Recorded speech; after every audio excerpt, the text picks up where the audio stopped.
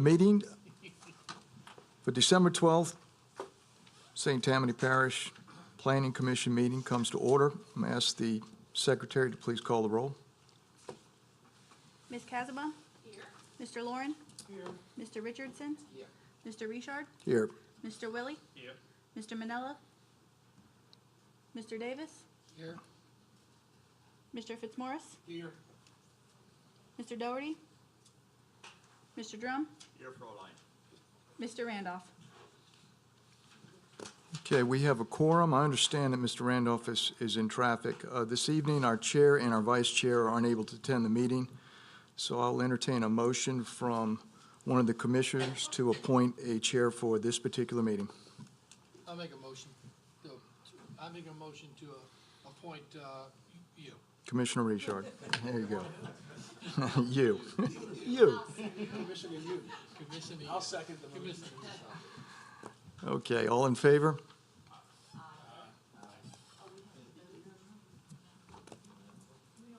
That's all right. We just needed somebody to be able to conduct a meeting. Okay. Let me remind, from a public announcement standpoint, phones and pagers, please put them in the silent mode. This evening, we will hear many cases. If you do not agree with the commissioner's decisions, you can appeal. Speaker cards are up on the left-hand side of the room. Public speaking is going to be limited to 10 minutes each side with 5 minutes for rebuttal. And finally, if once your case is over, if you want to further discuss the matter, please exit the building. If you go into the foyer, the information or the noise travels back and it disturbs the room. So at this point in time, I'm going to ask Commissioner Casabon to lead us in the invocation and Commissioner Willie to lead us in the pledge. Heavenly Father, we thank you for allowing us to come out tonight to do the parish business. Lead and guide us in all our decisions, that they will be the best for all involved. Protect us as we go home on our way. Thank you. In Jesus' name, amen. Amen. I pledge allegiance to the flag of the United States of America and to the republic for which it stands, one nation, under God, indivisible, with liberty and justice for all.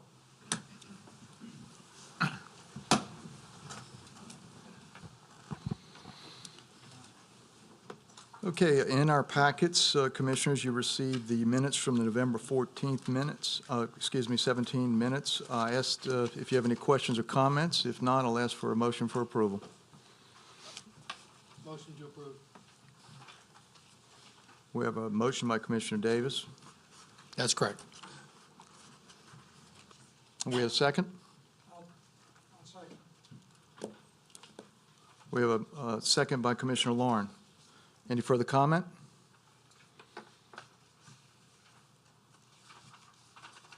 Please vote.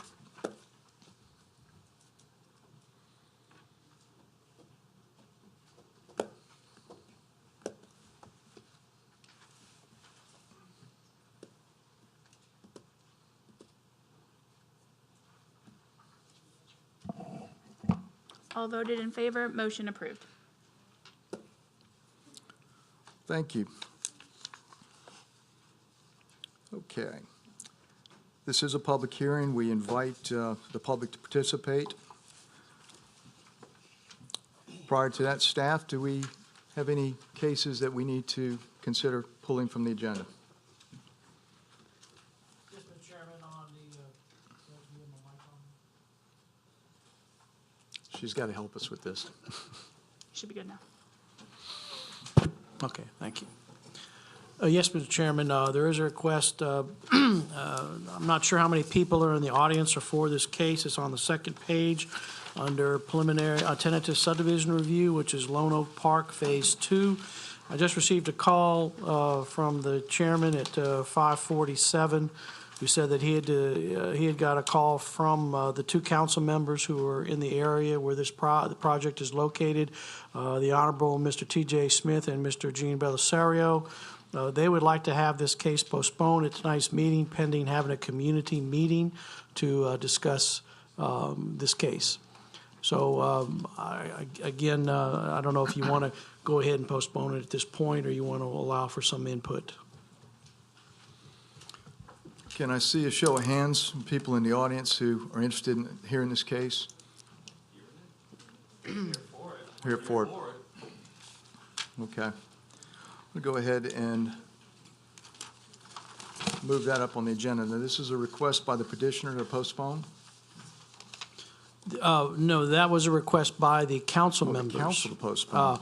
I think the petitioner is willing to postpone so they can have this community meeting to discuss it and then have it come back at the meeting in January. But but the petitioner, I guess, would have to request a postponement, or the commission can decide to postpone. That's correct. Let me ask our counsel, in this particular case, since we're petitioners here, the audience is here, our request is coming from the council, or members. What is our position? Do we hear the case? The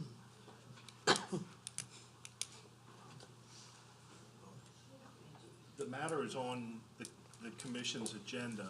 It is the commission's decision on whether it will hear the case unless there are extenuating circumstances that would warrant a postponement to the next meeting.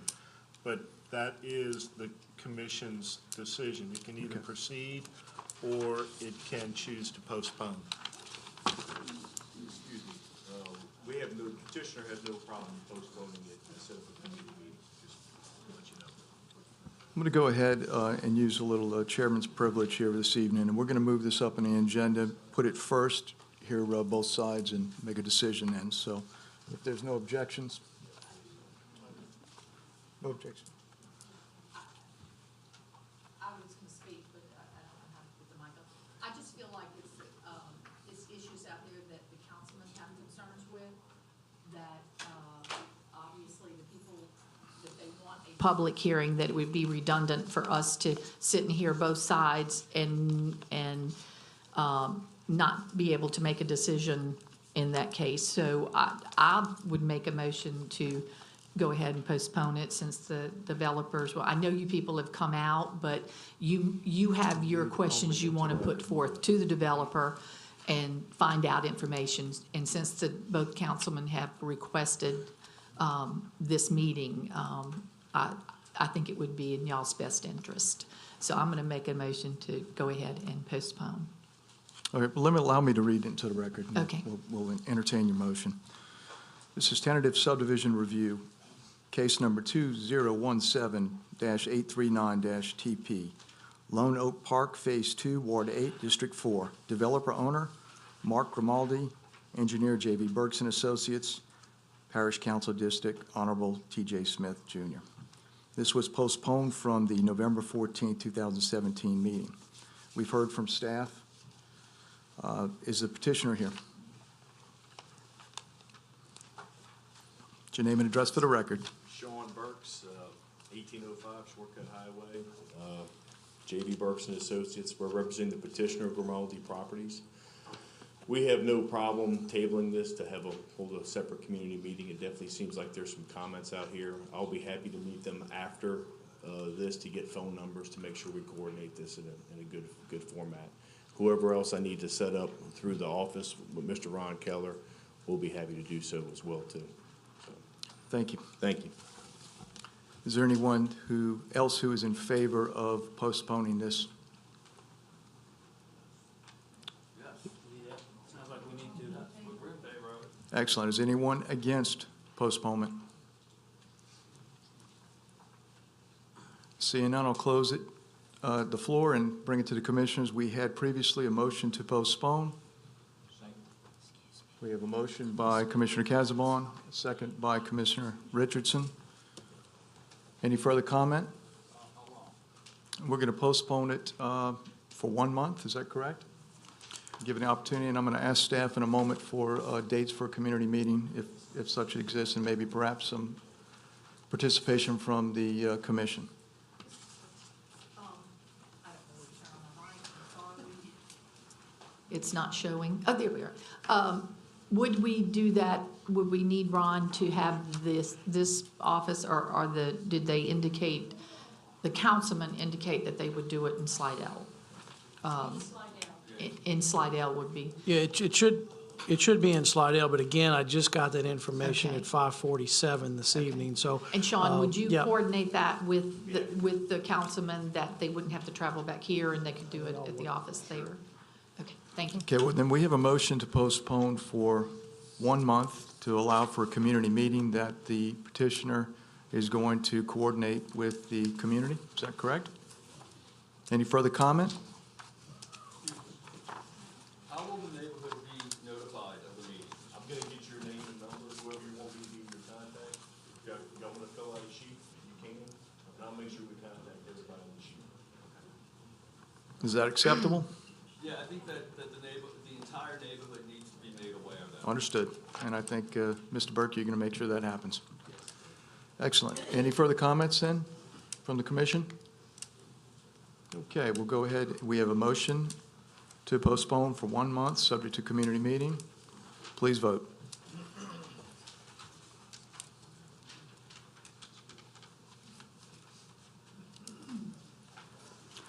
All voted in favor of postponement.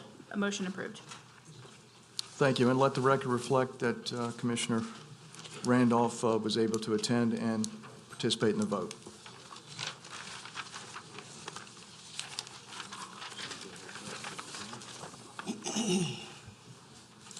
Okay, the parties, you're welcome to leave and go out and meet with Mr. Burke. I'll give you a moment to clear the room.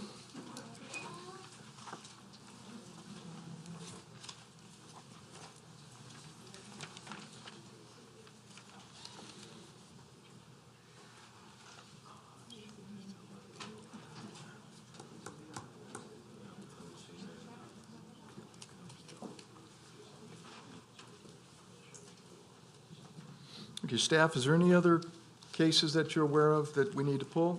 If not, we'll go ahead and proceed with the agenda as scheduled. Entering the parish right-of-way, servitudes and easements. Entering the parish right-of-way, Louisiana Highway 1085, Ward 1, District 1. Request to enter the parish right-of-way for the purpose of drainage improvements. The debtor is Copper Still Development LLC. The parish council district representative, the Honorable Marty Dean. Staff? Yes. This is a resolution. It's a resolution authorizing Copper Still Development permission to enter the parish right-of-way, specifically a portion of Highway 1085 Bootlegger Road for the purpose of drainage improvements. Okay, is the petitioner present? Can you please come forward, state your name, address for the record? I'm Mike Sochet, representing Copper Still Development LLC, address 109 New Camellia Boulevard, Covington, Louisiana, 70443. And the purpose? The purpose of our entering the right-of-way is to correct some localized drainage problems in and around the new Rouse project near Coquille and Hannon High. We've done in-depth reviews of not only the drainage leaving our site, which is being retained per parish ordinance. We identified some problems along Highway 1085 that occurred over the years. We worked very closely with Mr. Han and Coquille to rectify those problems and develop plans to do so, and also parish engineering. So we are under construction, and we plan to move to do some of these localized drainage improvements very quickly. Thank you. Is there anyone else in the audience who wishes to comment in favor of this right-of-way, entering this right-of-way? Anyone who is in opposition? Seeing none, I'm going to close it to the floor and bring it to the commissioners for discussion. Now you're going to have to tell me how to do that. Commissioner Casavon. Yes, this is to continue the development on 1085. This drainage needs to be corrected and worked on, that for a much-needed development that the people of the area are very excited about. And this will, what this work will do will help him continue with the project, plus straighten out some things that drainage in that area. I'll make a motion to approve. We have a motion to approve. Commissioner Fitzmaurice. Second. We have a second. Any other comments? I'll call for the vote.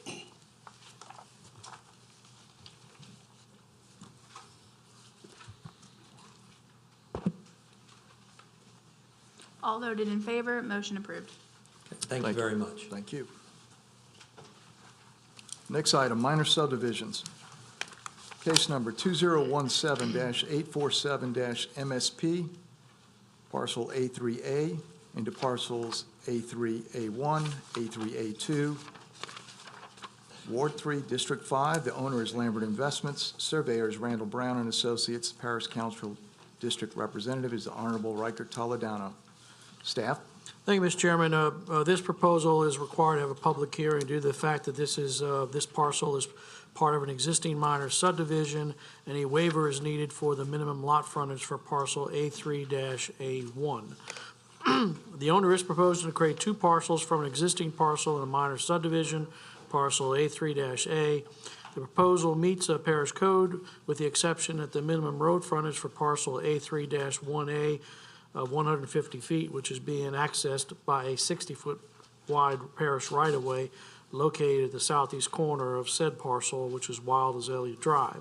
Since the right-of-way appears adequate for accessing said parcel and all other code requirements have been met, the staff has no objection to the minor subdivision request. Therefore, if the commission decides to approve this request, a waiver or other regulations are required relative to the public road frontage issue, and a two-thirds majority vote of the full membership of the commission, 8 members, is needed in order to approve pursuant to section 40-100, waiver of regulations of subdivision regulatory ordinance 499. Thank you. Mr. Shane? Good evening. Jeff Shane of the Jones Fussell Law Firm at P.O. Box 1810 in Covington. I represent Lambert Investments, Inc., which is both the owner and petitioner in this case. We're in full accord with the staff comments. I would note that the purpose of this re-subdivision is to facilitate the sale of parcel A3A1 to the parish for regional detention in the area. So that's what brings this matter before you this evening. We certainly appreciate your consideration of the request and hope that 8 of you minimum would vote for the waiver. Thank you, sir.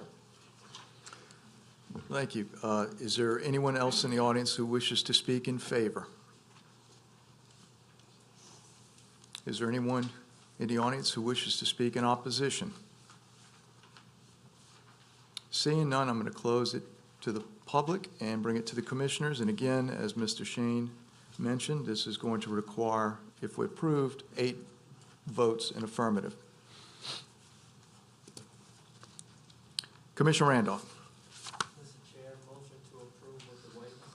We have a motion to approve with the waiver by Commissioner Randolph. Commissioner Fitzmaurice? Second. And we have a second by Commissioner Fitzmaurice, again with the waiver. Any further comments? Seeing none, I'm going to ask for a vote.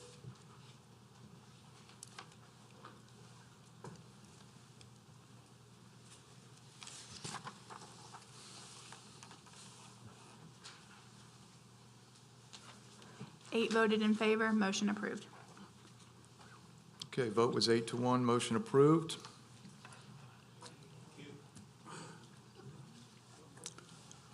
Moving on, case number 2017-862-MSP. Oh, excuse me, I skipped in MSP 1, right?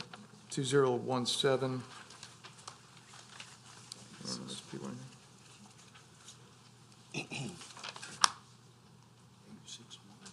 Yeah, that's what I got. Okay, correct.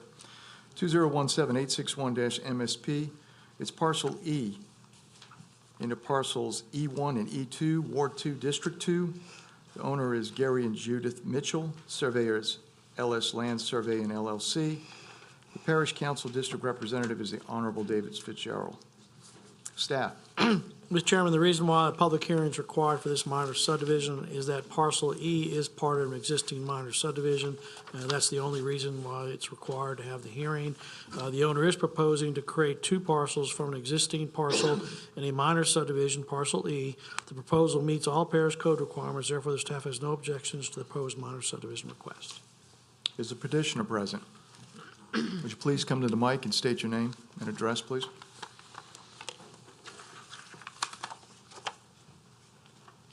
Gary Mitchell, 20014 Dolphus Road, Covington. Thank you. Mr. Mitchell, tell us what you're trying to do?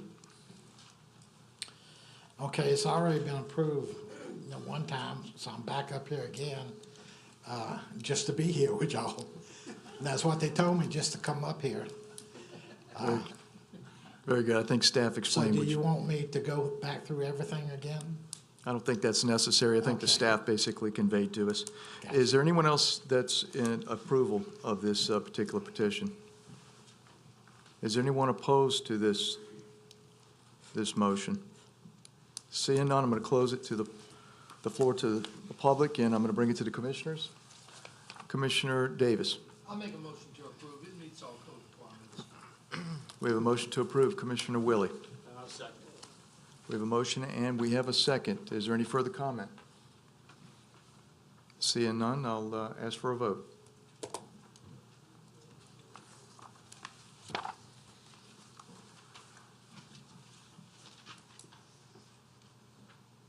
All voted in favor, motion approved. Thank you, sir. I appreciate it. Okay, next case, case 2107-862-MSP, a 10.114 acre parcel into parcels M1 and M2, Ward 1, District 1. The owner is the estate of Edward E. Moore Jr., surveyor Kelly McHugh and Associates, Parish Council District Representative, the Honorable Marty Dean. Staff? Thank you, Mr. Chairman. The reason why the public hearing is required for this minor subdivision is the proposed parcels do not meet the minimum public road frontage width of 150 feet. The owner is proposing to create two parcels from an existing estate parcel. The proposal meets all parish code requirements with the exception of the minimum public road frontage requirements of 150 feet. If you notice on the survey plat, on one end it is Inwood Drive, on the opposite end is Gardenia Drive. That's the only form of access that these parcels have. The staff has no objections to the request due to the fact that the parcels have limited access on both ends based on the pre-existing conditions and the fact that the parcels are large in size and will be utilized for single-family residential purposes. Therefore, if the commission decides to approve this request, a waiver of the regulations are required, which requires 8 votes to approve. And as just an additional add-on, there is a history behind this property. The owner's representative is here tonight. I'm sure she'll be glad to fill you in on any additional specifics. Thank you. Is the petitioner present? Hi, my name is Martha Jumonville. Everyone calls me Jinx. I'm a local attorney. My address is 9 Starbrush Circle, Suite 101, Covington, 70433. And I have represented the Moore family for a very long time. Mr. Moore died 1 year ago. This is the old Dorr family summer home estate that owns Dorr Furniture. Went from the river to Gardenia, which is a street in Flower Estates, dead ended there. That is the road width that is in question here. So Mr. Moore and his wife, who does not, it was his separate property, but she is in charge of his estate, built a home for their daughter on the center parcel, which is marked not a part. That was built and transferred when the minor subdivision regulations allowed 2 parcels to be serviced by a private servitude. So, so this piece in the middle has been sold out for 12, 13 years. That left the parcel in the front and the parcel in the back. Mr. Moore was also one of the developers of Inwood subdivision, which is adjacent to it. And as the plat was laid out by Kelly McHugh, there was a servitude set up that is not exclusively his. Other people can use that servitude as well, the abutting lots. But it was really set up there for him to have additional access to get in and out of the rear parcel, which is where his family home is. So with the parish, I met with Marty Dean first, and then we had a meeting at the parish with Sidney Fontenot and Debbie Hinton and Terry Hand and Ron. And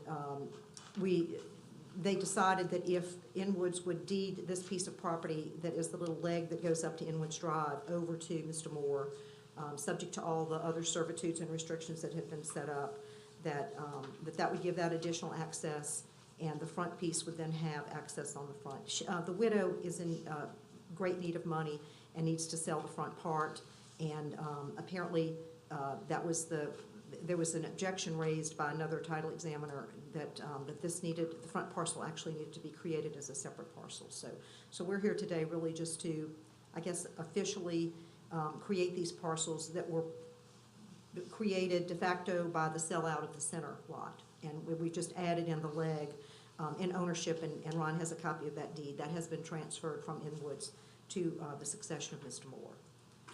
I don't know if that answers your questions, but it's kind of already there. It's just we're trying to get the official approval on it.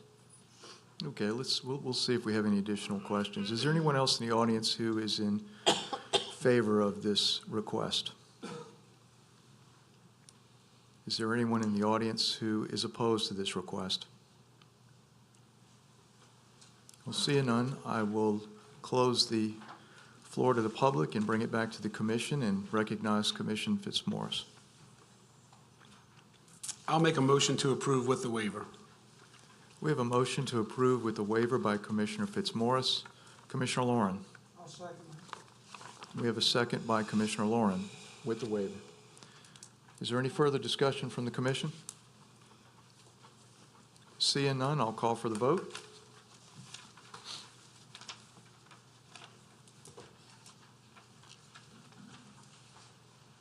All voted in favor, motion approved. Thank you.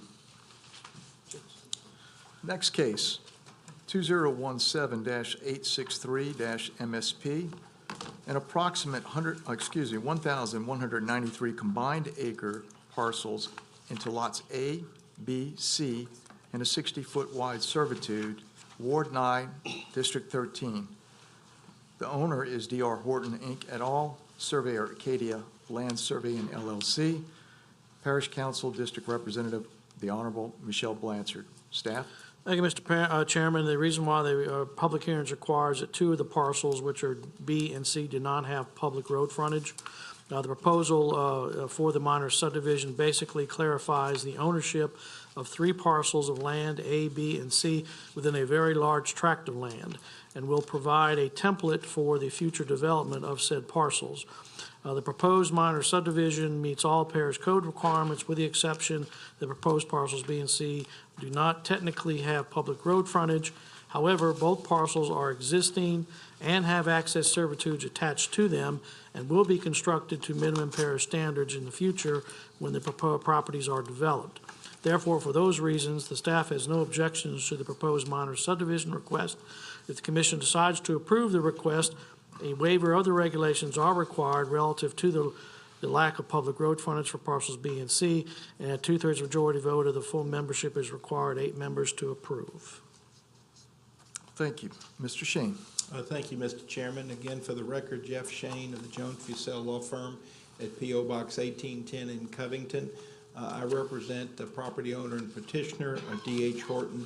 I think the staff comments tell the story. Perhaps I might add that the parcels that have previously been sold out and are shown to be Lot B and Lot C were presumably sold at a time when either the re-subdivision requirements were not the same as they are now, or perhaps they were not enforced.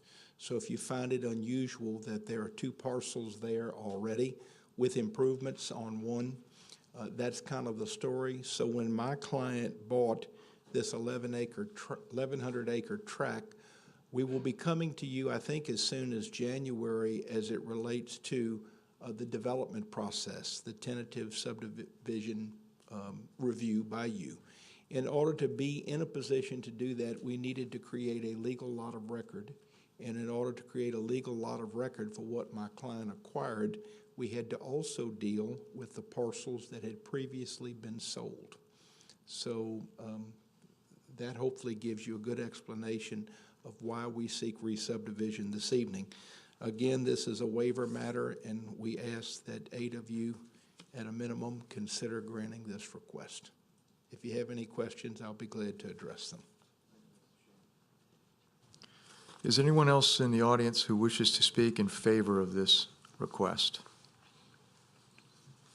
Is there anyone in the audience who wishes to speak against this request? Seeing none, I'm going to close the floor to the public and bring it back to the commissioners. Commissioner Lauren. Mr. Shane, could I ask you a question? I just want to make sure I understand.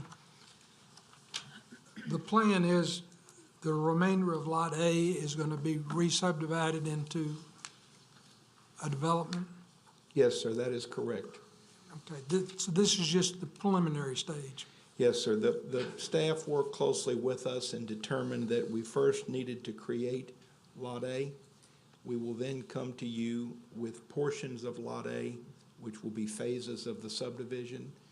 And so we will further re-subdivide, but not, of course, through the minor subdivision process, but through the full subdivision review process. Thank you. Yes, sir. Commissioner Randolph. With that being said, I'll make a motion to approve with the waiver. We have a motion by Commissioner Randolph to approve with the waiver. Commissioner Willie. I'll second that, but I also have a question, or just a comment, basically. Lot B is owned by the school board, is that correct? And Lot C, is that owned by the school board as well, or is that different? No, sir, it's not. Lot C is owned, I believe that's the utility site. And then there's also a parcel that's shown to be not a part, which is actually an apartment development that's in place there. So the school board was able to purchase that lot some kind of way? Around 10 years ago. Yeah, okay. Yes, sir. All right, thank you. 10 or so years ago. Any further questions or comments? We have a motion by Commissioner Randolph with the waiver and a second by Commissioner Willie. Seeing no further comments, I'll ask the commission to vote. All voted in favor, motion approved. Okay, petition request, we have none. Entering the Tammany trace, we have none. Revocation closing review, we have none. Re-subdivision review, we have none. Dormant subdivision review, we have none. Tentative subdivision review, we handled that case previously. Preliminary subdivision review, 2017-823-PP, Hunters Haven, Phase 1. Ward 4, District 4, developer, owner, Favre Investments, LLC, engineer Kelly McHugh and Associates, Parish Council District Representative Honorable Mike Lorino, Jr. This was postponed from the November 14th, 2017 meeting. Staff? Preliminary plans and hydrologic study have been reviewed by this office and an inspection of the site was made. It's recommended that the preliminary submittal be approved subject to the following comments. Number 1, provide all applicable state, local, and federal permits. 2, approval of the plans from the utility provider must be provided. 3, revise the footprint of the subdivision to include 25% of the required total green space for the subdivision and the 30-foot access and utility servitude for the nature trail. 4, the developer has requested a waiver for the detention requirements in accordance with ordinance number 11-24226 in the amount of $21,768. See attached letter. The staff is in favor of the waiver, but the developer will need to revise the fee in lieu of amount for the footprint of the subdivision to include the green space areas. The fee shall be due prior to the issuance of a work order. Number 5, provide the green space calculations and percents on the preliminary plan. 6, remove private from the required 30-foot drainage servitude call-out as this will be a public servitude. 7, remove private from the required 30-foot drainage servitude call-out as this will be a public servitude. 8, remove private from the cross-section AA as it's a public servitude. 9, provide curb detail that shows a rollover, or the provided curb detail shows a rollover curb, but the median curb call-out specifies a barrier curb. The median curb is required to be a barrier curb that meets Ordinance 499 or a waiver of Ordinance 499 requirements must be requested. Number 10, the developer has requested a waiver of the minimum fire hydrant spacing so that fire hydrants do not have to be installed on the 1,500-foot water main extension along the nature trail which connects to Fairview Oaks Business Park. Staff has no objection to this request. 11, include the agency interest number for the LDEQ stormwater permit. 12, coastal use permits required. 13, remove private from cross-section AA, as this will be a public servitude. A funded maintenance obligation in the amount of $10,000 is required in accordance with subdivision ordinance 499, section 40-06108, funded letters of credit for existing parish roads to ensure the repair of any damage to the parish roads resulting from construction in connection with the subdivision. Mandatory developmental fees will be required at final submittal in accordance with subdivision ordinance 499 since no public hearing was held prior to January 1st, 2005. The developer is hereby advised that upon application for final subdivision approval, the engineer of record for this development shall certify in writing that all aspects of construction have been completed in accordance with the approved plans and parish ordinances. If any construction activity is proposed that is not in substantial compliance with the approved plans and parish ordinances, the engineer of record for this development shall notify in writing the Department of Development prior to beginning said construction activity. The developer and/or engineer of record shall obtain written approval from the Department of Development prior to beginning any proposed construction activity that's not in substantial compliance with the approved plans or parish ordinances. Revised drawings will not be accepted prior to the December 12, 2017 Planning Commission meeting to ensure that any additional comments established at the meeting can be incorporated into the revised plans. Thank you. Mr. Marone. Thank you, Mr. Richard. Paul Marone on behalf of the developer and the owner of this property, Favre Investments LLC, and Mr. Favre.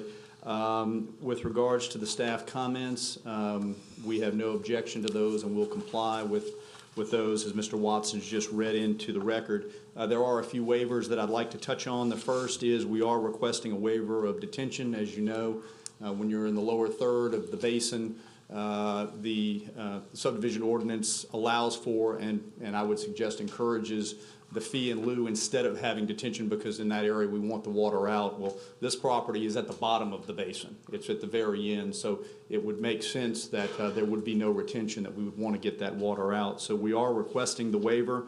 We will be working with staff with regards to the green space to restrict that green space so that we would ask that the calculation, once that restriction in place, would be based on the footprint of the developed area and not the entire site. Second, we are requesting a waiver of the hydrants along the nature trail. If you look at the plan, you will see that in this stretch there are no structures of any nature or kind, so there would be no need for hydrants out in that area. But it would be a significant cost to have to put hydrants out there. So we would request a waiver there as well. Finally, there is reference to the impact fees. I believe that the first hearing for this project actually did take place prior to the 2005 date. I think it was 2004. So I do not believe that this particular project is subject to the mandatory impact fees, but of course we'll defer to staff when they have time to look into that to determine if in fact it applies. If it does, it does, but if it doesn't and I'm correct, then I don't believe it would be applicable. Other than that, you will recall that we came to you some months ago revising the PUD to the plan that is before you this evening. And we reduced the density at that time to what you see, and we also got rid of the duplex units that were there. So everything that is planned for this project is single-family residential. We know that there has been a concern about the nature of this property, in particular the elevation of the property. And I'd like to touch on that a little bit because it's important for you to understand that this property is no different than other properties in and around this area and in the southern part of our parish. Whether we start at the Wrigley's on the east and we move along the lake to Mandeville and we continue west into Madisonville. There is nothing unusual about this property. This property is not subject to unusual inundation in any way. At the zoning meeting, we talked to you about the LIDAR topographical information that we had obtained. And what that tells us empirically is that the elevations on the developed portions of this land are no different than the elevations and in fact are higher than the elevation of some of the surrounding residents. And certainly are higher than some of the areas that we see in Old Mandeville and that we see in Madisonville. The roads in this phase of the development will all be at the 6-foot elevation. That is higher than the seawall in Mandeville. It is also higher than the seawall and the roadways in Madisonville along the river. It is also higher than some of the roadways adjacent to us in the Penns Chapel area. The average home site, if you will be built at about the 5-foot elevation. Again, very consistent with, if not higher than, what you see in Penns Chapel Place, which is immediately adjacent to our border, and several other areas in the vicinity. Now, it will be suggested to you that this property is subject to inundation on a repeated basis. But I would remind you, not one of our lots contains 1 spoonful of jurisdictional wetlands. If in fact this property goes underwater every time it rains or every time the wind blows, then I would submit to you that the Corps of Engineers would not be designating this property as non-wet. You see properties and projects before you on a regular basis, and you see properties in Folsom and other areas that contain jurisdictional wetlands that have to be permitted. This property, where our lots are, has not 1 spoonful of jurisdictional wetlands, and I would submit to you that that alone would suggest that it is not subject to repeated inundation. There is nothing unusual about this site. It is consistent with Hermitage on the Lake in Mandeville. It is consistent with that which is immediately next door to us. It is consistent with what you see in Old Mandeville and what you see in Madisonville and what you see in Riverwalk immediately to our east. And I would ask you, what was the effect of Riverwalk? Well, I will tell you what the effect of Riverwalk is. It's resulted in homes that neither I nor most people in this room can afford. It did not cause catastrophic problems, and that land, I would submit to you, was lower than the land that we are proposing to develop. So, with all of that said, I would end with referring you back to your staff's comments. They have looked at this project, they have given thoughtful consideration to it, and they have set forth their comments, and they have recommended approval. We will meet the punch list items that they have put forth on their list, and we are in compliance. Once we have done that, I would respectfully submit with the ordinances of the Parish of St. Tammany, and we would ask for your approval of preliminary this evening. Thank you. Is there anyone else in the audience who wishes to speak in favor? Is there anyone in the audience who wishes to speak in opposition? Please come forward. State your name and address. I haven't seen, I can't see the clock, so.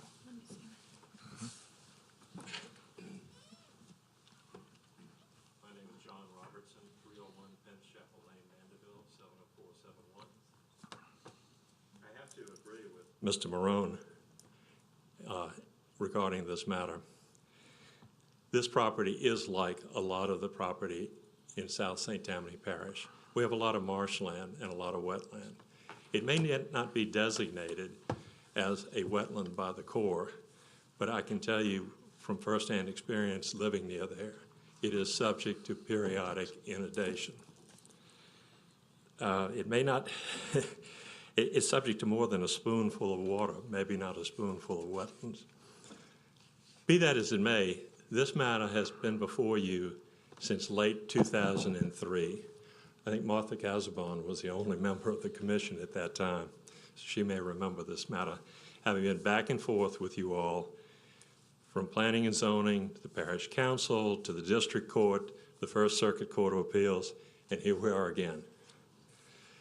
As a procedural matter, I have concerns that we're starting out with preliminary subdivision approval and no tentative approval.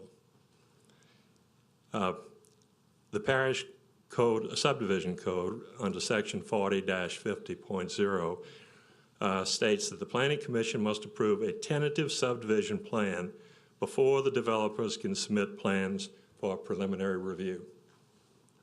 We're kind of putting the horse before the cart. Secondly, there is a discrepancy between the rezoning in July 2017 and the proposal that we're here for tonight. The July 2017 rezoning states Phase 1 has 12 lots. The proposal tonight shows Phase 1 excuse me, with 32 lots. What are we talking about tonight? We have two different matters before us. This property was zoned A2 with a PUD overlay in July of 2017. At that time, the staff required that a recreational development plan shall be submitted before submitting for preliminary approval. I have not seen that. Has that been submitted? We'll have an opportunity to ask questions in a minute. Please go on. All right. Well, that's something that it must be submitted before we get to preliminary. That hasn't happened. How can we move on the matter tonight without first having the required tentative approval as required by the ordinance, the discrepancy in the lots from the rezoning to this plan, and the requirement that they must produce a recreational development plan? And this is very premature and should go back to the drawing board. Let's start over with tentative. Let's see the plans. Let's see what we can do to make this thing fit everybody. Thank you. Thank you. Is anyone else who wishes to speak in opposition?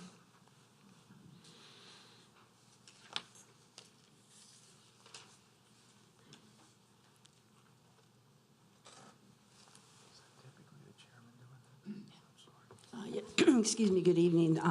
My name is Deborah Caraway. I live at 326 Penn's Chapel Road, immediately adjacent to this property. I do want to mention a few things with regard to the staff summary. Has the fire department reviewed and/or commented on the placement distance of fire hydrants?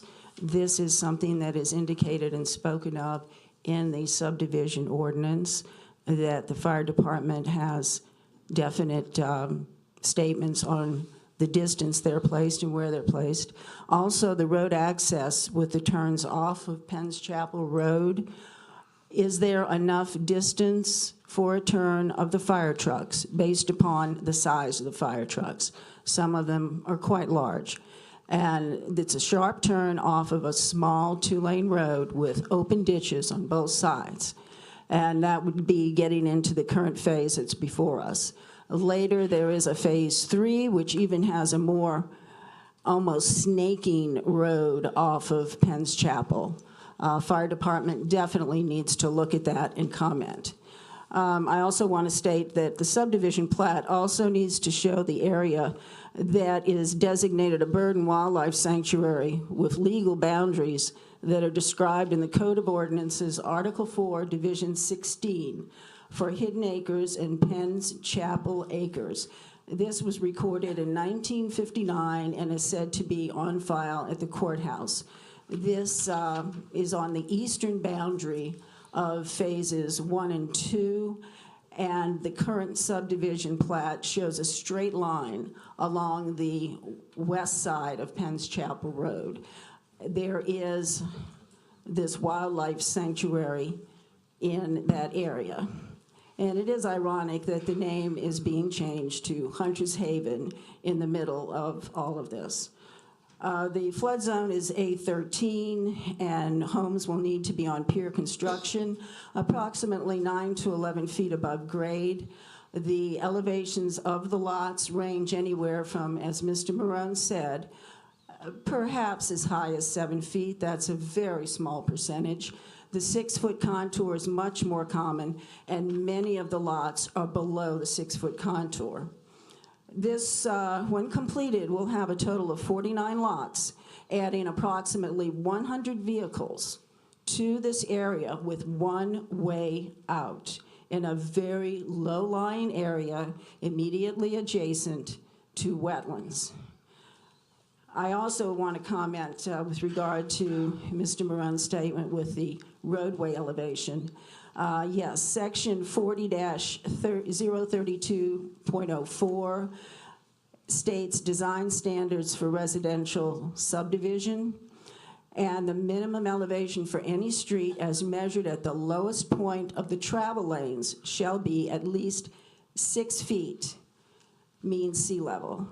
On the zoning site plan that was submitted in July, the 6-foot contour line was drawn through both phases 1 and 2 and phase 3. You can follow that line and see it goes across, up and down and around what is shown as the roads. For those areas that are below the 6-foot level, how is that going to be done with engineering? You've got some areas that are as low as 4 feet and 3 feet. This is an area of no net fill. You cannot change the topography of that land. I think the commission definitely needs to seriously discuss this case. And as Mr. Robertson said, we're looking at preliminary subdivision. What happened to tentative? Thank you. Thank you. Is there anyone else in the audience who wishes to comment in opposition?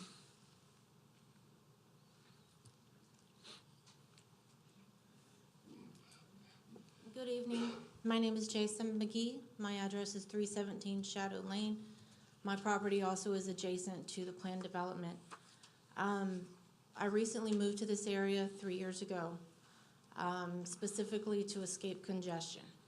And it turns out that this large investment I've made is about to turn into exactly what I was trying to escape from.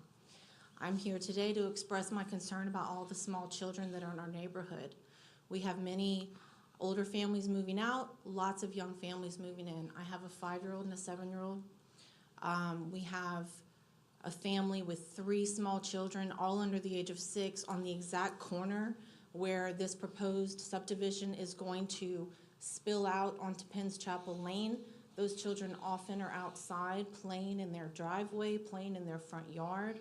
I've also witnessed dump trucks cause the school bus to have to drive off of the roadway and onto the grass. We really don't have shoulders. There's ditches everywhere.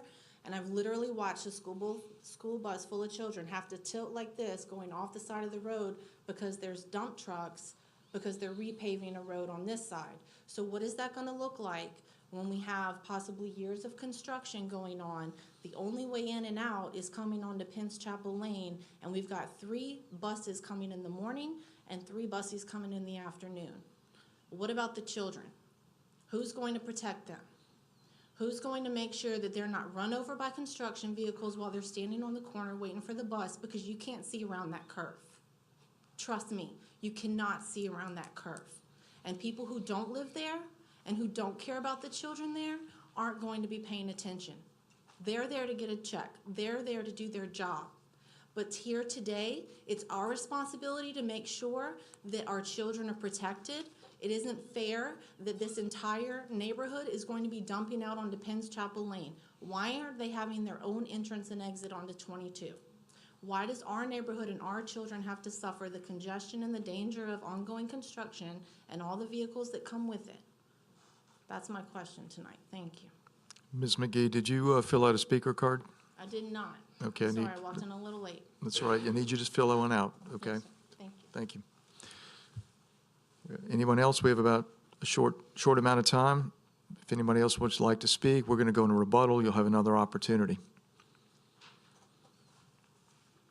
Okay, seeing none, I'll offer Mr. Morone, would you like an opportunity to rebut? Thank you, Mr. Richard. As the commission knows, there was a change in the ordinances, and when there is PUD zoning in place, you do not proceed to tentative. You move directly to preliminary. That's been a change in the ordinances, so we are in full compliance with the procedures. With regards to the phasing, Mr. Robinson refers to the proposed phasing on the PUD plan. As the commission knows, the proposed phasing on the PUD plan is just that. It's proposed. It is not locked in stone so that you can't ever change the phasing of the project. In fact, all of the lots were shown on the PUD plan, just as they are on the preliminary plan. But rather than dividing the entire northern section into 2 phases, it didn't make sense financially, so while we were mobilized, we're gonna do that entire section. So what was 2 phases on the PUD plan is 1 phase now. Absolutely nothing that prevents that whatsoever in the Code of Ordinances. With regards to the recreational plan, if in fact one has not been provided, then we would simply ask that any approval that you might be willing to grant tonight is subject to that being submitted. And it is very common, I would respectfully submit to you, that those recreational plans are submitted through Mr. Keller's office after the hearing but before final. So certainly that is not, if it has not been submitted, is not a fatal problem. In regards to the roadways, I would point out that the turn into this subdivision for this particular phase off of Penn's Chapel Road has the standard radius that you require for any subdivision. So yes, emergency vehicles will be able to make that turn because the radius of that turn is consistent with your ordinances to make sure that that can be done. With regards to the finished floor elevation, the finished floor elevation of these homes are required to be either 10 feet on the south, on the north, 11 feet on the south. That's the finished floor elevation. So for example, on the northern track, many of those lots in the center are at the 7 and 8 elevation natural grade. So you're talking about having to go up 2 to 3 feet. You're not talking about having to go up 15 feet. So I think that's important to recognize. There's nothing unique or unusual about this property or this development. We talk about fairness. Penn's Chapel Road is a public roadway. My client owns property on a public roadway. He has the absolute right to connect and utilize that roadway. So does he have to do it in accordance with your regulations?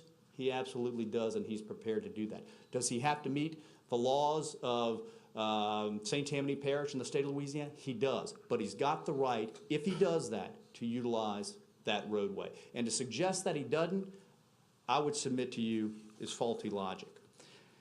What we are proposing on this property is very compatible and very similar in a lot of respects as what you see on Shadow Lane that Ms. McGee mentioned.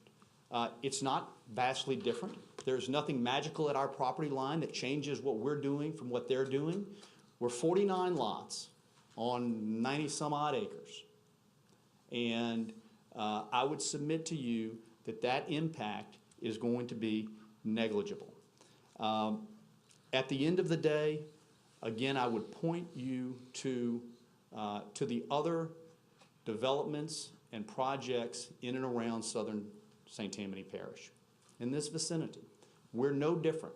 You can take a look at any of the homes that are built on the Chafuncta River, whether it's in Beauchene, whether it's in Chafuncta Country Club, whether it's on Three Rivers Road, whether it's in Madisonville itself on the south side of the bridge. You can look at Riverwalk. You can look at the properties immediately next door where Miss Caraway lives, where Miss McGee lives. It's nothing remarkably different from what we're doing here. This project meets all of your requirements. I would submit to you that it deserves an approval this evening. We would ask for your approval this evening. We would ask that you vote in favor of the waivers as we've requested with the detention and with regards to the hydrant placement. And I'll be happy to answer any questions that any of the commissioners might have. Thank you very much. Thank you, Mr. Marone. Would any of the parties in opposition like to address the commission? We have 5 minutes collectively.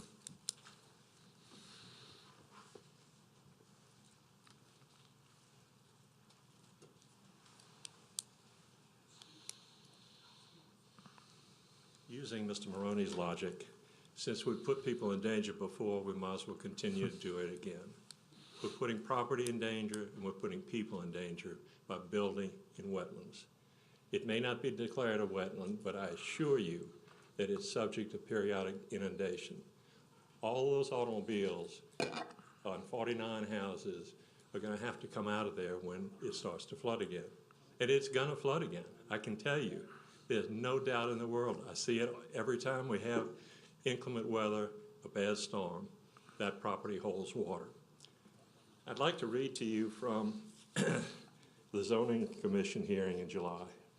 Note that a complete recreational development plan shall be submitted depicting the proposed amenities, the location of the amenities on the plan, a time schedule for development, the entity whom shall be responsible for liability and maintenance of the recreational amenities and green space before submitting for preliminary approval. Before. And it says shall, which is mandatory. So here tonight, we've got the cart before the horse. They have not done their homework. They need to do it, and then we'll come back and we'll discuss it again. But it does say shall, which you know is mandatory. Thank you.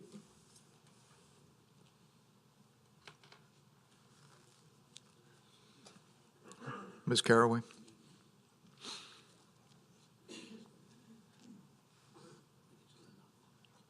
It's Deborah Caraway again.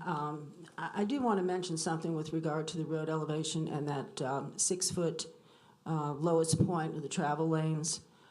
That was based upon a study that was done with St. Tammany Parish and Digital Coast Division of NOAA.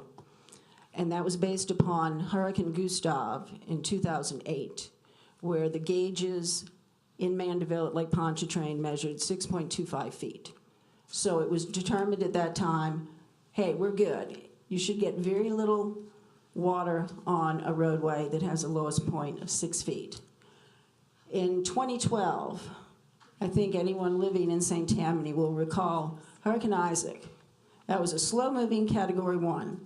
It sat on top of us for at least 24 hours with steady rain. There was water that came up higher than Katrina and stayed longer than Katrina. We could not, the next morning, get out on Penns Chapel Road at all.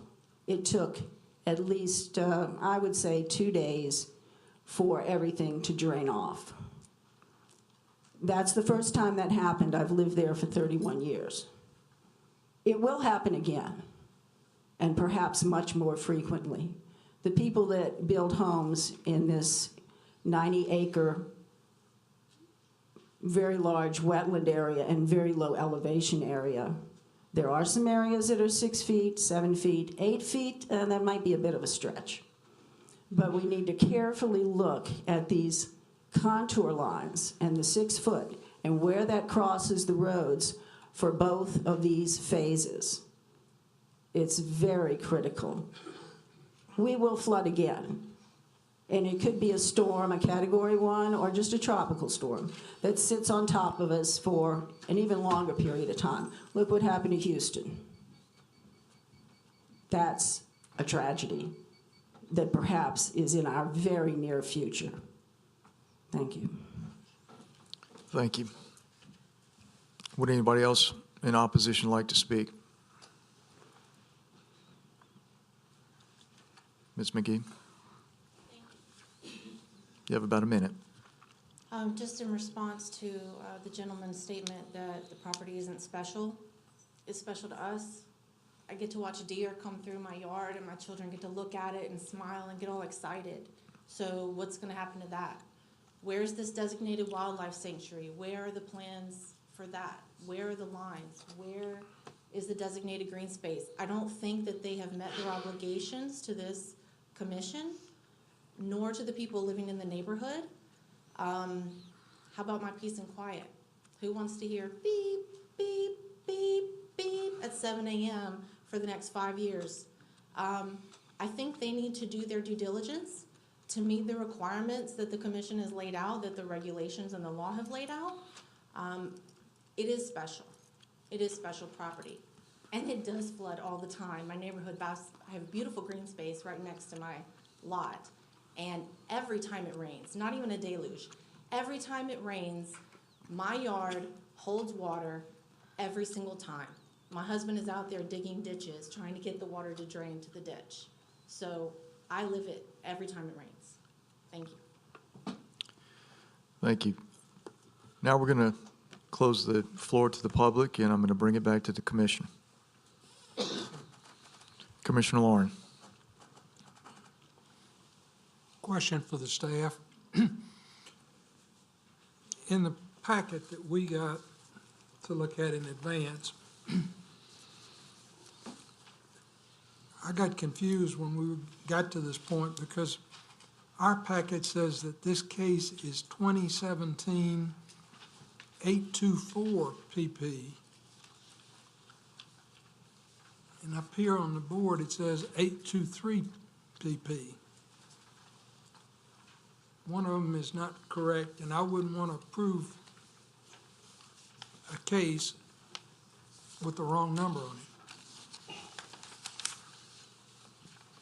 Well, all I can say is that it might be a typo and it might have just been a missed number. I mean, I can always go back to my office and confirm exactly what case number it is.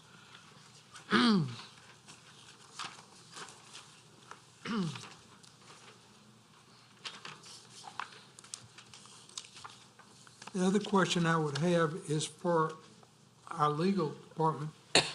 Would it be permissible for us to grant approval with the provision that it's contingent upon the recreational plan and the answer about the wildlife area being advanced before any paperwork is issued?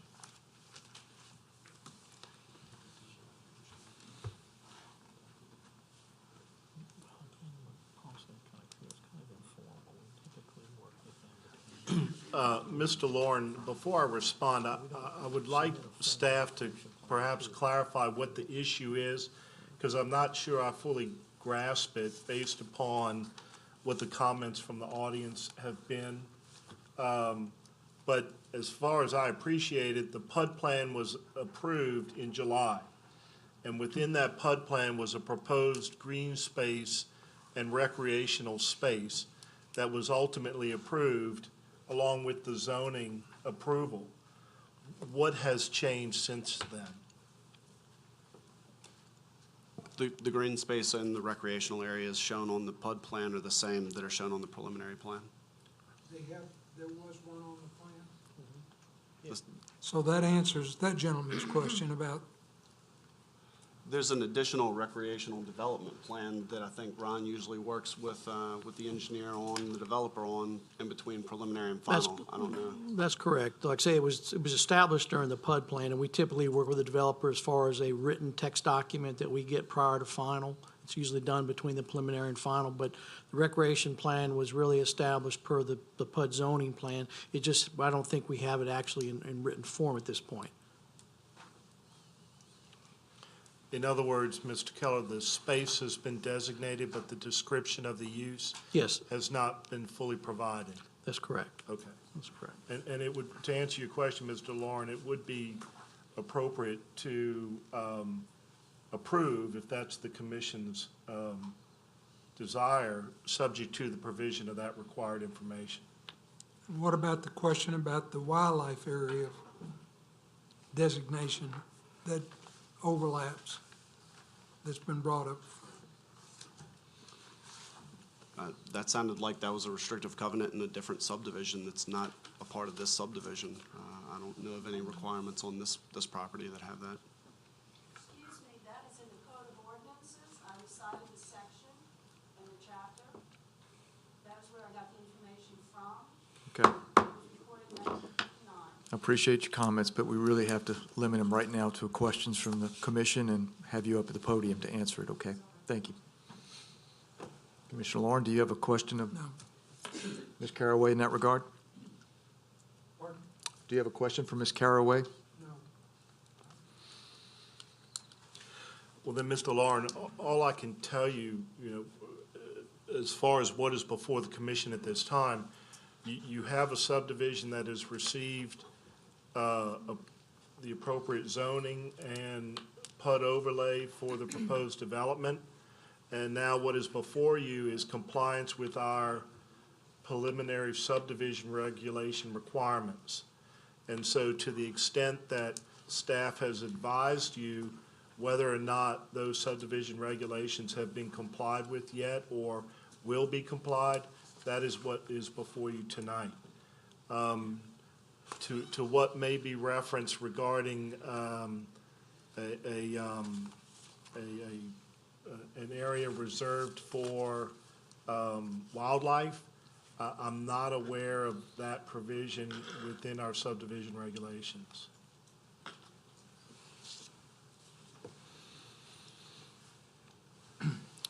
Ms. Casabon?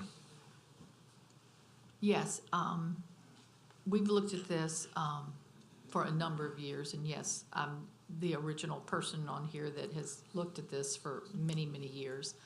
I think our ordinances have been improved as far as what is needed, you know, for that area with the drainage.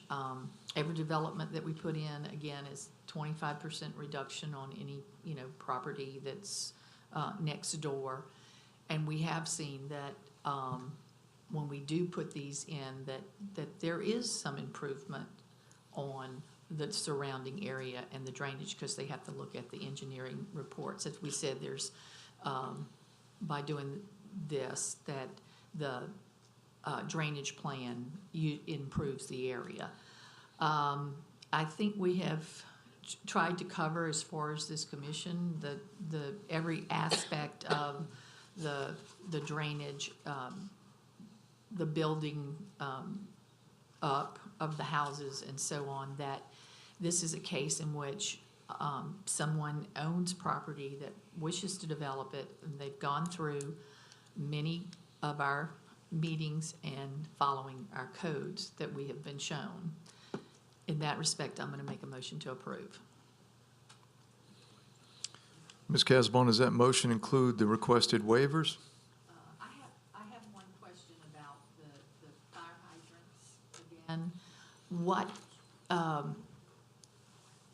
why do we need that, Ron? I mean, why is he requesting that as far, are y'all okay with that as far as the distance and Right, design? so- Is it standard procedure is what I'm asking? We Request. We don't typically waive the fire hydrant request, but the portion of area that they're asking for this is on the nature trail that runs to the northwest Oh, to okay. Fairview Oaks Business Park, where they're going to get water from. Correct. That's going to provide them with community water. So they're going to have fire hydrants in the subdivision, but through the green space and through the wetlands, they're there. not going to have fire Okay. hydrants where there's no development anticipated out there. Okay, that was my question. Right. So yes, it is with the request for waivers. And the waiver was not only the waiver on the fire hydrants, but also the waiver for the drainage? The detention, excuse me. Detention. Okay, I would like to recognize legal. You have a question? Just quick.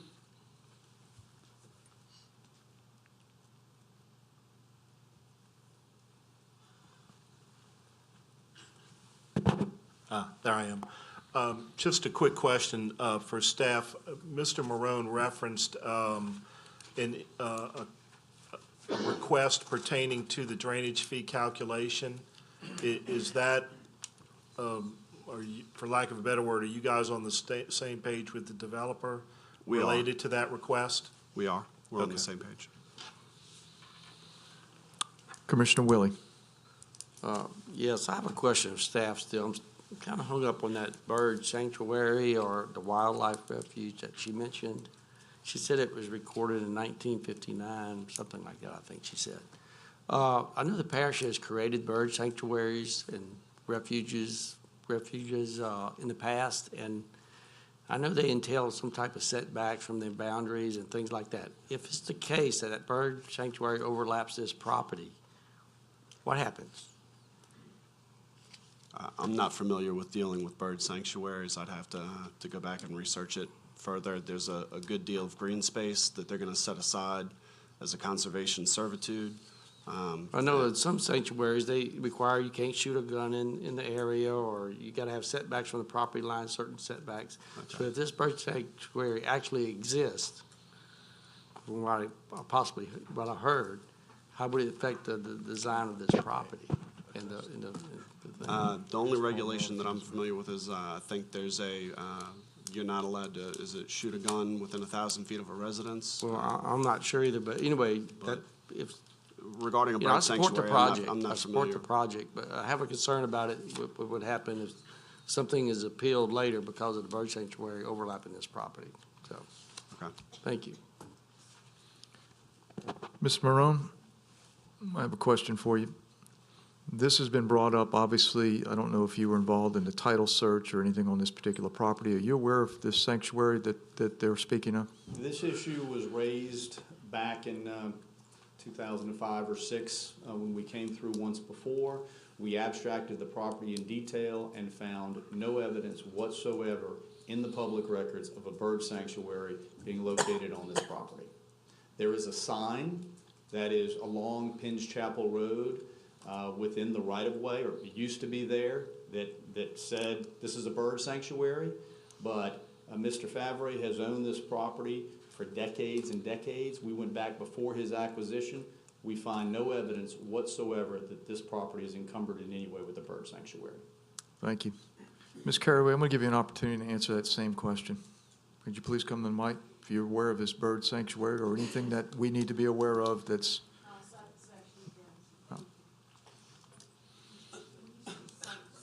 Doesn't matter. We're going to ask the question. Okay, I just want to mention, this is not in the subdivision ordinance. This is in the code of ordinances. And I located the language, and it gives a legal description with meets and bounds.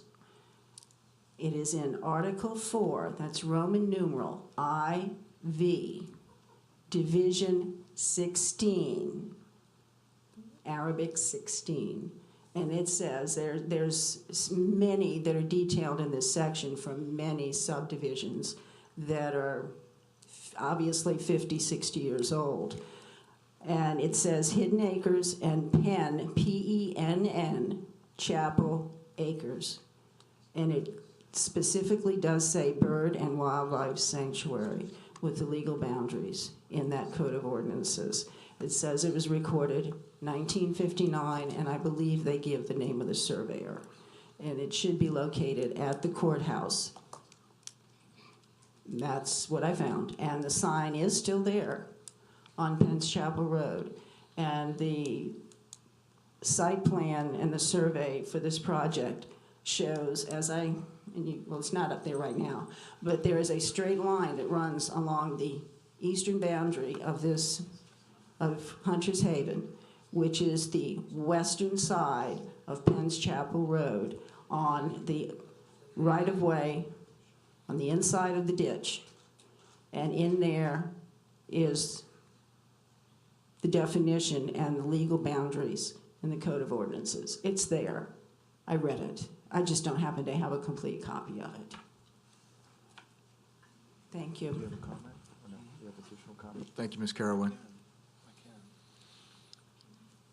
May I have just one Sure. follow-up? This property is not, nor has it ever been, part of Penn's Chapel Acres. Thank you. Mr. Willie, you still have the floor? He's yielded the floor. We have a motion to approve with waivers by Commissioner Casabon. Anybody else have any other comments? Commissioner Fitzmaurice.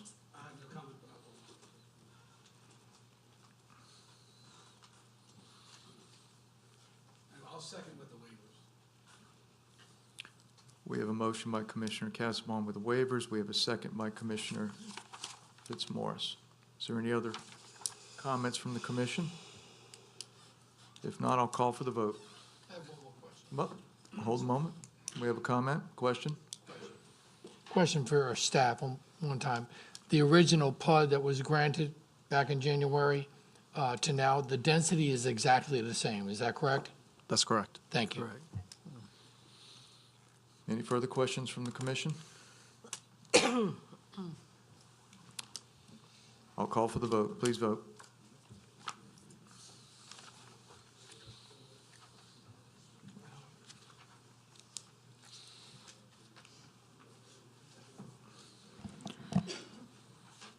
Mr. Richard voted against the motion. All others voted in favor. Motion approved.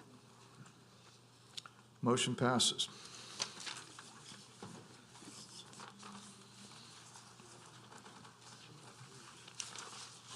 Final subdivision review.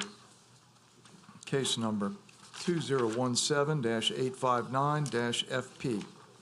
Alexander Ridge, Phase 3A, formerly Terra Maria, Phase 3, see old business. Ward 3, District 2, developer and owner, Savannah's Community LLC, engineer Kyle and Associates, Parish Council, District Representative, the Honorable David Fitzgerald. Staff? Periodic inspections have been made by this office during construction, and the final inspection was made on November 29, 2017. The inspection disclosed that all of the concrete roads are constructed, the road shoulders are constructed, the roadside drainage is functioning. The following uncompleted items existed at the time of final inspection and will be completed before the plats are signed. Number 1, provide an as-built signage plan. Number 2, remove the lot lines referencing future phases of Alexander Ridge from all plans. Only the boundary of Phase 3A should be shown on the subdivision plat. Number 3, remove Parish from restrictive covenant number 6 since this is a private subdivision. Number 4, revise the signature block to state Savannah's Community LLC and provide ownership documents for the new developer. Number 5, revise the restrictive covenant number 12 to include a minimum elevation of 12 inches above the center line of the roadway. Number 6, revise the title block to state final approval. 7, revise the dedication to include a statement that the signage, drainage infrastructure, and ponds are to be privately maintained. Number 8, subdivision sign is required at the entrance of the subdivision. Number 9, Army Corps of Engineers permit for this project is expired. The developer must provide staff with verification that the permit is up to date. 10, revise typical roadway section to include as-built conditions, relocated drain lines, and drainage structures. 11, revise the Phase 3A boundary description to include the detention ponds, drainage structures, and outfalls on the as-built drainage plan. Number 12, revise the drainage plan to read as-built paving and drainage plan. 13, temporary turnarounds are required at both ends of Terrace Lake Drive. 14, provide an as-built typical roadway section on the paving and drainage plan for this phase. 15, as-built elevations of the detention ponds need to be provided along with calculations that demonstrate the required 25% reduction is being met with the current pond constructed, all in accordance with the March 8, 2017 unlimited work order. 16, verify that the static water elevation is below the outfall pipe elevation, revise if necessary. 17, provide as-built information on the outfall structure at the detention pond in the southeast corner of the subdivision. On the as-built utility plan. Number 18, provide the public water system ID number and the DEQ permit number. 19, delineate the boundary of Phase 3A on this sheet. Number 20, blue reflectors need to be installed on the roadway near all fire hydrants. 21, letter of acceptance and responsibility for the perpetual maintenance and operation of the water and sewer system has not yet been provided by the utility provider as required. 22, a negative bacteriological report relative to the construction of the project's water system has not yet been issued by LDH. Comments. Should the Planning Commission approve the request for the final approval, a warranty obligation will be required for the infrastructure in the amount of 2,047 linear feet times $25 per linear foot for $51,200 for a period of 1 year. The staff recommends the approval of the proposed final subdivision request, subject to the developer complying with all comments, and no plats will be signed until all items are satisfactorily completed. No mandatory developmental fees are required since the developer has entered into a voluntary developmental agreement in accordance with ordinance number 98-2841. The subdivision is not within the urban growth boundary line, and revised drawings will not be accepted prior to the December 12, 2017 Planning Commission meeting to ensure that any additional comments established at the meeting can be incorporated into the revised plans. Thank you, Commissioner. Mr. Marone. Yes, sir, Mr. Richard. Paul Marone again on behalf of the Savannah's Community LLC and Mr. Lapicolo. As you'll notice from the staff comments that Mr. Watson just read into the record, almost all of these comments deal with plat revisions or in-office work, I would suggest, not work in the field. All of the work in the field is complete except for one item which is in process now, but we're very close to completing, and that is the temporary turnarounds that are required. Other than that, all of the construction activities are done, including the blue reflectors, the street signs, and the subdivision sign. All of those are installed and are done. With regards to the core permit, we've received the necessary documentation there, so we have that and are in compliance with that requirement. As I said, the temporary turnarounds are under construction now and should be done, weather permitting, certainly within a week's time at the very most.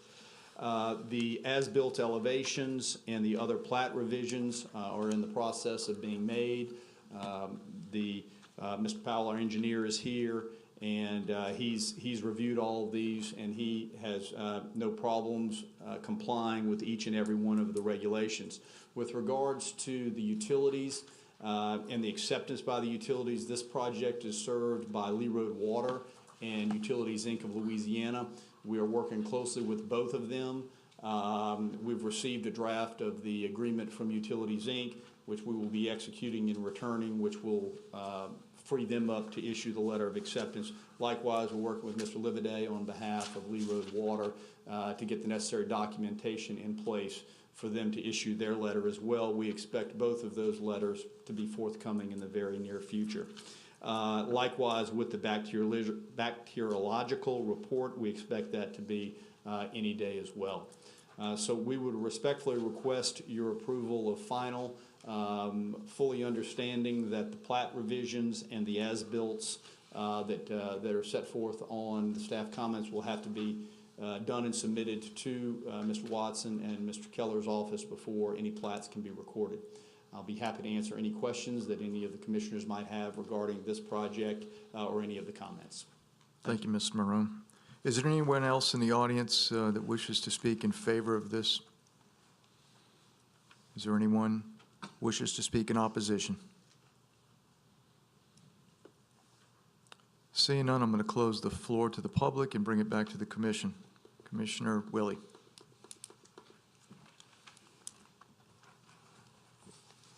Yeah, it looks like there's a lot of paperwork left, but I'll move for approval.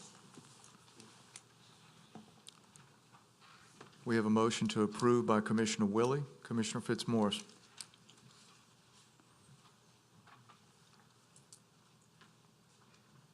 We're working on it.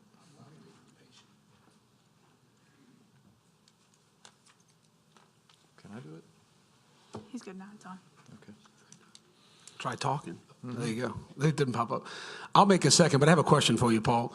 And this is just a side note anecdotally. Yes. Did the core permit expire, or did you get extended prior to expiration? There are no wetlands in Gotcha, this okay. entire phase, so we have an updated jurisdictional determination. Gotcha, okay, all right.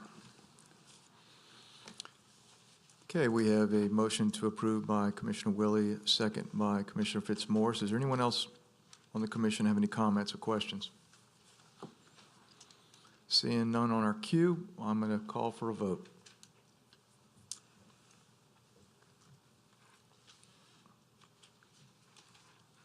All voted in favor, motion approved. Thank you. Next case, 2017-860-FP, Gust Island Estates, Parcel D3B, The Oaks, Ward 1, District 4, Developer, Owner, Mac Inc. LLC, Engineer Kelly McEwen Associates, Parish Council District Representative, the Honorable Mike Lorino. Staff? Have been made by this office during construction. The final inspection was made on November 29, 2017. The inspection disclosed that all the concrete roads were previously constructed under Parcel 3DA. The following uncompleted items existed at the time of final inspection and will be completed before the plats are signed. On the subdivision plat, the typical street section needs to be revised to show the as-built roadway conditions, revise on all applicable sheets. On the as-built paving and drainage plan, the as-built plan provided shows existing conditions to differ from the proposed elevations and target culvert elevations by as much as plus or minus 0.7 feet. In some locations, this is not acceptable and will cause adverse drainage impacts when the lots are sold and each individual lot owner installs the culvert at the required target culvert elevation. As such, the ditches in the subdivision need to be regraded to be within 0.2 tolerance of the proposed elevation so that when individual culverts are installed, the target culvert elevations will not cause drainage impacts to the roadside ditches. Number 3, provide as-built drainage ditch elevations along Ringneck Drive and one center line of roadway as-built elevation. On the as-built sewer and water plan. 4, revise water notes so that the PWS ID number can be seen. 5, letter of acceptance and responsibility for the perpetual maintenance and operation of the water and sewer system has not yet been issued by the utility provider as required. 6, a negative bacteriological report relative to the construction of the project's water system has not yet been issued by LDH as required by Section 4070 of the Subdivision Regulatory Ordinance 499. No warranty obligation is required since the roadways were previously constructed and are currently under warranty. The staff recommends approval of the proposed final subdivision request subject to the developer complying with all comments and no plats to be signed until all items are satisfactorily completed. No mandatory developmental fees are required since a public hearing was held prior to January 1st, 2005. This subdivision is within the urban growth boundary line, and revised drawings will not be accepted prior to the December 12th, 2017 Planning Commission meeting to ensure that any additional comments established at the meeting can be incorporated into the revised plans. Thank you. Mr. Shane. Thank you. Again, good evening. For the record, Jeff Shane of Jones Fussell, P.O. Box 1810 in Covington. I represent the owner and developer, McInt.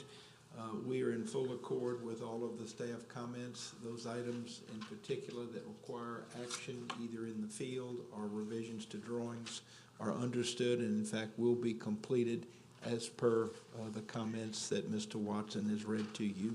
We ask that you grant final subdivision approval at this time. If any of you have any questions, I will be glad to address them at the appropriate time. Thank you, Mr. Shane. Is there anyone else in the audience that wishes to speak in favor? Is there anyone who wishes to speak in opposition? Seeing none, we'll close the floor to the public and bring it back to the commission. Commissioner Randolph.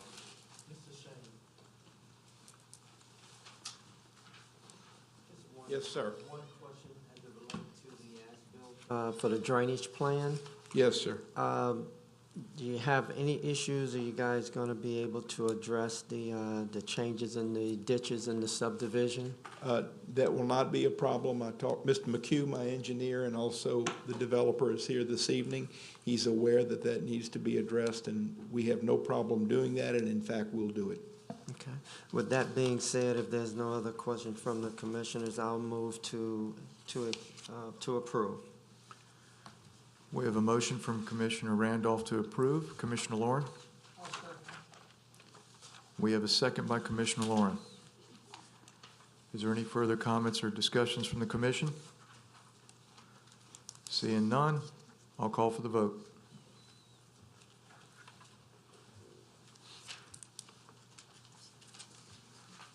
All voted in favor, motion approved. Thank you. Proposed amendments to Ordinance 499, we have none. Old business. Terra Maria, Phase 3, Ward 3, District 2. Owner developer, the Savannah's Community LLC. Engineer Kyle and Associates LLC. Parish Council District Representative Honorable David Fitzgerald. The request by the developer to rename the subdivision phase to Alexander Ridge Phase 3. Staff? It is what it is. That's the request. Thank you. Mr. Morone? Nothing really further to add, other than this particular portion of the project has been severed out through a vote of the residents from the prior section, from Terra Marie. That's why the name changed for this section to Alexander Ridge. Is there any other comments from any members of the audience, either for or against the name change? Seeing none, I'm going to close it to the public and bring it back to the commission. Commissioner Willie? Move for approval. We have a motion to approve by Commissioner Willie. Commissioner Fitzmaurice? We have a second by Commissioner Fitzmaurice. Any further comments? Seeing none, I'll call for the vote.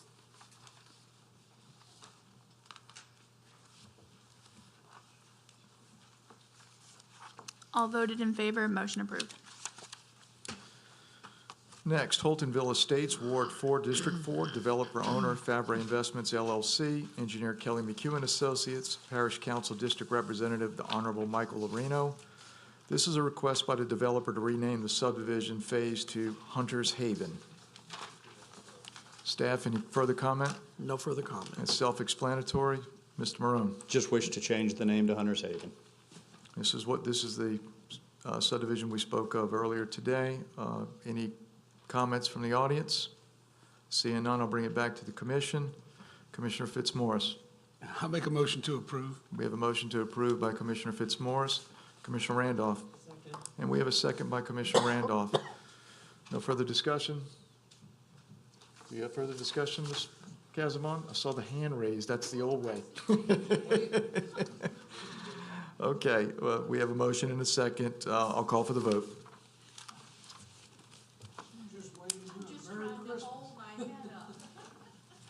All voted in favor, motion approved.